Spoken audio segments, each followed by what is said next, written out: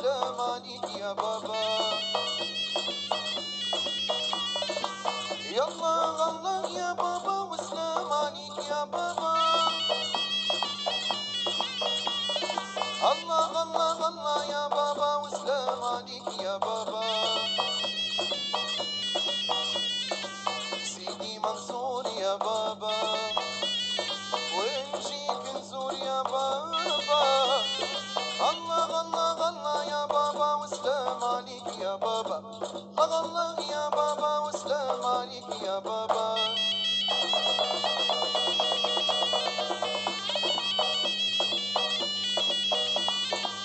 الله الله يا بابا وسلام عليك يا بابا. الله الله يا بابا وسلام عليك يا بابا.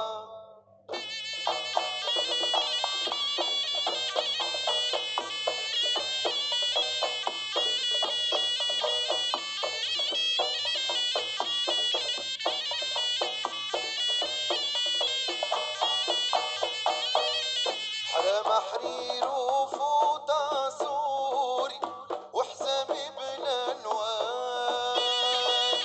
حرام حرير وفوطة سوري وحزامي بالالوان غاية. حرام حرير وفوطة سوري وحزامي بالالوان. قدوا ما صمت دبروري زادوني لمحان.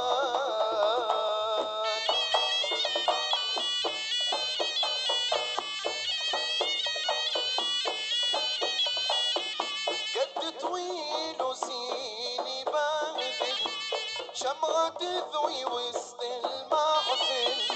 قد طويل وزيني بغدل شمعة تذوي وسط المحفل. ومن شافا عقله يتخمل يا زين العربان. من شافا عقله يتخمل يا زين العربان غيا.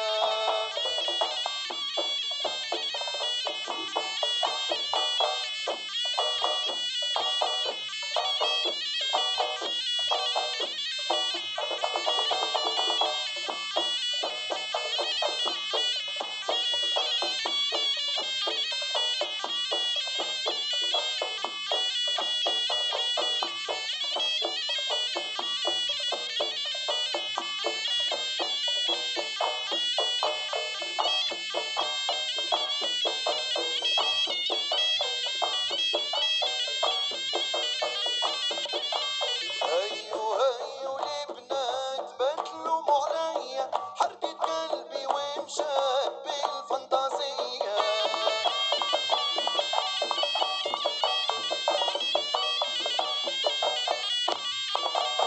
خيار القعدة يا ناس ما في غماس عملوا عليا اساس في كل ثنية.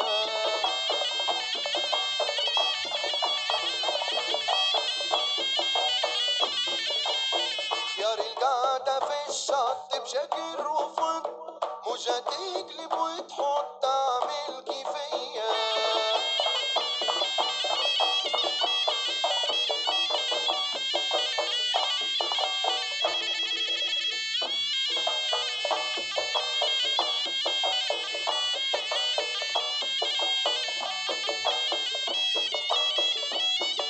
لا يقل سيدي خويا لا يقل غي غي.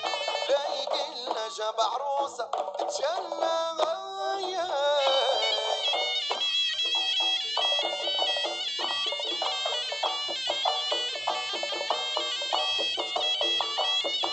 يا ديني محلى المروة في عيني ليل ونهار خواتيني هي عروسة تتجلى غاية.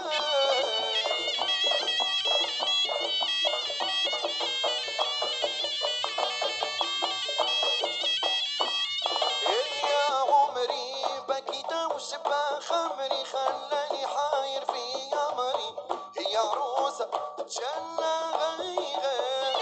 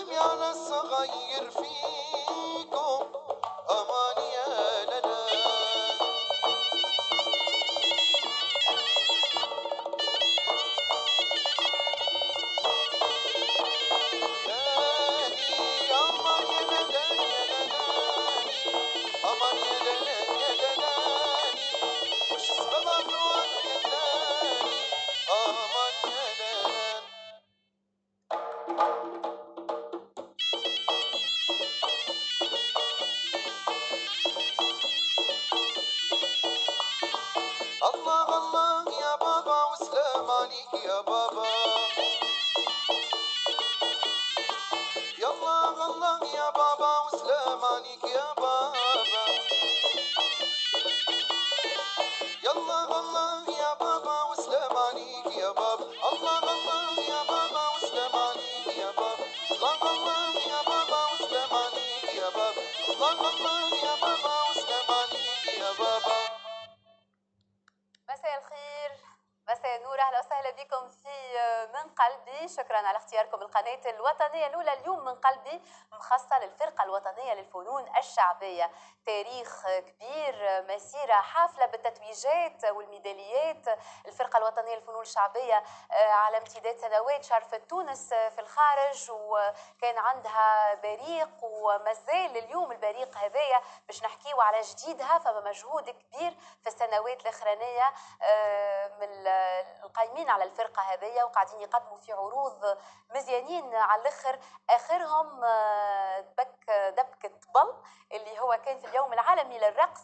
وبخلاف العرض هذايا عديد العروض اللي باش نحكيو فيها اليوم معاهم. فرحانه اليوم بحضور عماد عماره اللي هو المدير الفني للفرقه الوطنيه للفنون الشعبيه، وطارق عماره المنسق العام للفرقه. مرحبا بكم. وبيك يعيشك وان شاء الله هكا ديما منورين الفرقه في التلفزه، الفرقه الوطنيه في التلفزه الوطنيه. مرحبا بكم في القناه الوطنيه، وباش تكون الحصه فيها العديد من الضيوف اللي مساهمين وعندهم ما يقولوا في اللي باش نحكيوه الكل فيما يخص الفرقه الوطنيه للفنون الشعبيه. بدينا بالتابلو هذايا اللي هو من تاريخها ومن هي الفرقه تاسست عام 1962 في عام، معناها باش نوريك العباد كي حبت تخدم في عام عملوا اللوحه هذه اللي هي من تصميم حمادي الغبيبي. عام 1963 الفرقه شاركوا باللوحه هذه اللي هي اسمها الجزر، وماخذين كوكتيل من الاغاني من بين قرقنه وبين صفاقس وبين جربه، وعملوا عليه اللوحه هذه وشاركوا بها وقتها في تركيا ولا حاجه، وخذوا بها جائزه له. اللوحات اللي اليوم حضرتهم الكل يعني من التراث كلمسة وفاة للناس اللي أسسوا الفرقة هذه وخدموا برشا على امتداد سنوات في الفرقة الوطنية للفنون الشعبية. في نفس الوقت باش نحكيو على الجديد، باش نحكيو على الخدمة الكبيرة اللي قاعدين تقوموا بها انتم والقطب الرقص في مدينة الثقافة، واللي الحقيقة كل مرة تفاجئونا بخدمة مزيانة. آخرها في اليوم العالمي للرقص كان عرض مميز برشا قدمتوه اللي هو عرض تبكة طبل. هو تخدم في جوان عام داول، معناها الفكرة والواحد قعدنا عامين نخدموا فيه. قعدنا عامين علاش؟ على خاطر البرنامج هذايا والسبيكتاكل هذايا فيه الرقص يعزف، اللي هي ماهيش موجوده برشا في تونس، وهي حتى في العالم ما فماش برشا تلقى ميوزيسيان او ميم طون هو بيدو دونسور، وخاصه في الايقاع والايقاع التونسي. وفما بحث كبير برشا صار، ومعايا سي ابراهيم بهلول اللي هو عمل الكتابه الايقاعيه، اللي هو بيدو باحث وموثق، معناها استعنت به في البرنامج هذايا نتاع سبيكتاكل الاخراني نتاع تبكة طبل اللي تخدم اخر مره في اليوم العالمي للرقص في مدينه الثقافه. برشا تمارين ديما معناها يبرفوا، ديما خدمه مستمره. يعني الرقص هو عباره على جوار لاعب، معناها جوار في اي ديسبلين نتاع سبور يلزموا يوميا التمارين. ابار اللي هو فنان وارتيست يلزموا اللياقه بدنيه تكون يوميا، التمارين تكون يوميا باش يخلط يعمل سبيكتاكل.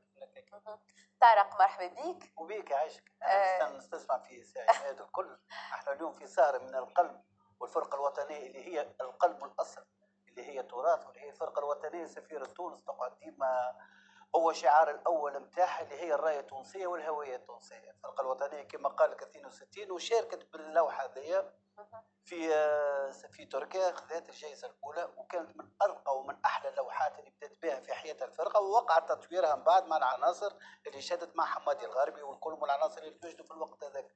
دونك الفرقه الوطنيه ريبيرتوار بتاعها تقريبا اكثر من 100 لوحه موجوده في تاريخها. اللي ما عندوش تاريخ ما عندوش حاضر، واللي ما عندوش حاضر مش باش يكون عنده مستقبل. الاساتذه نتاعنا منهم خير عبيد الله اللي بعد شوي باش نعتبروها هذه من احلى الاساتذه واللي هي تعلمنا عليه وتلمذنا، خاطر خاصه الجيل 90 احنا تكوننا على ايديها هي وعلى سي محمد جابر نذكروه زاد بخير ان شاء الله ربي يشفيه. النخبه الاخيره من الفرقه كيفاش نكونوا تحولت من الى فتره معينه كانت صارت فتره فراغ اعلاميه وعلى الساحه الفنيه، لكن كانت تنشط وكانت تخدم على روحها. بالنخبه الاخيره وخاصه النخبه التسعينيه اللي كنت محظوظ باش نكون موجود فيها، والفرقه الوطنيه في الوقت هذاك غائبه اعلاميا لكن فنيا قاعده تشارك وتخدم.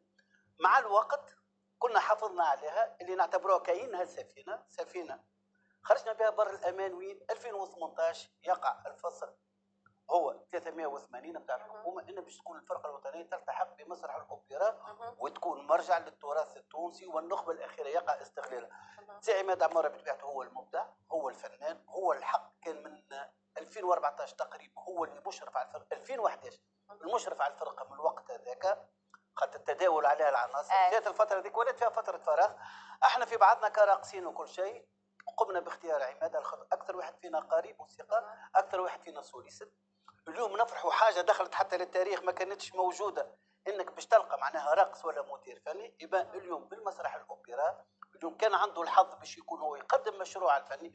كنا النخبه الاخيره مع يد واحده من اداره، من مغازه، من لباس، من ديكور، من اشراف على التمارين. وخاصه نعطيوها زاد حظها سعيده بن عمر اللي كانت التمرين اللي صار بتاع البنات والخطوات الكل تقريبا هي حاضره فيها. عماد الكيلاني كيف دليل النوالي، سهام السبري، هذوما الكلهم اللي قاعده تجمع. وخاصه في الموسيقى اللي وقع اعاده مع الايقاعيين وكل شيء هو وسام المزوغي موجود معنا، يعني هو موجود معنا بالفعل، هو قائد الفرقه بتاعها الحمد لله.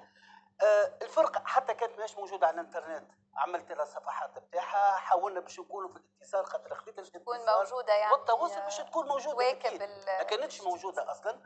عودنا ريبيرتوار بتاعنا، عودنا انتاجاتنا، لمينا وليداتنا اللي قدرنا اللي شنو نجموا نعملوا مع مسرح الاوبرا اللي كانت الانطلاقه الحقيقيه الجديده والانفتاح على الاحداث الجديده والتطور الثقافي. وخاصه عماد كان يعيش مع الاجيال هذيا اللي كان مش نجموا نعتبروها 2018 هو الانطلاقه الحقيقيه وجديده. الفرقه تاسست مرتين، هي عام 62 وعام 2018 في سبتمبر. على كل نحب نحيي العناصر الكل اللي معاكم والراقصين ومهدي زاد ميموني اللي من بعد نحكيو معاه، هو يعني المغني القار اللي في الفرقه.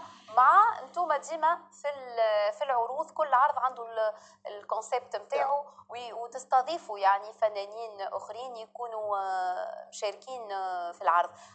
قال لي فما في فتره معينه غياب اعلامي، ونحسوا احنا ديما تتظلم شويه الفرقه الوطنيه للفنون الشعبيه، حتى العروض اللي قدمتهم بعد 2018 وكل تحكي مش ما يتحكيش، اما مش بقدر يعني الاشعاع وبقدر الخدمه والمجهود اللي قاعدين تبذلوا فيه. علاش منكم انتم ولا من الاعلام ولا كيفاش؟ والله احنا عماد هو احنا استانسنا في الفرقه الوطنيه للفنون الشعبيه، نخدموا على رواحنا واللي حاجته بالفرقه يعيط، سواء كانت داخل تونس ولا خارج تونس. الدنيا تبدلت ويلزم الفرقه بيدها تواكب العصر اللي هي فيه تو. هذاك علاش تو احنا من 2018 اعمال فيها تجديد من غير ما نمسوا من القديم. والحاجه اللي نفرح لها برشا انا كون جينيراسيون جديده تو كيف تو هي تقدم لوحه كيف هذه جزر اللي هي معناها وقع التصميم نتاعها 1963. هما يعني مواكبين القديم والحديث.